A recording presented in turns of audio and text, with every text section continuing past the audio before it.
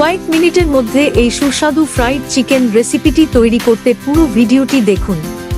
প্রথমে কিছু মুরগি নিন, তারপর কিছু বাটা আদা যোগ করুন এবং রসুন বাটা আর জিরা বাটা, তারপর কিছু পাঁচফোড়ন আর কিছু লাল মরিচ, তারপর কিছু সয়াস আর কিছু লবণ আর কিছু লেবু দিন, তারপর ঠিক মটন মাখিয়ে নিন।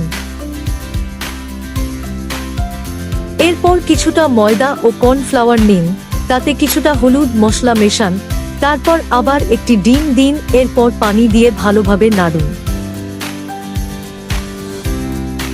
তারপর মিশ্রণটি নিয়ে মুরগির মাংসগুলো ভালোভাবে ডুবিয়ে নিন।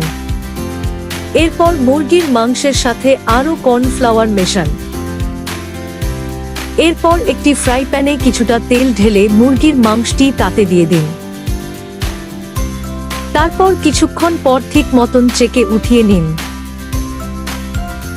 দেখুন মজাদার চিকেন ফ্রাই কত তাড়াতাড়ি তৈরি হয়ে যায়। আমার চ্যানেলটি সাবস্ক্রাইব করতে ভুলবেন না।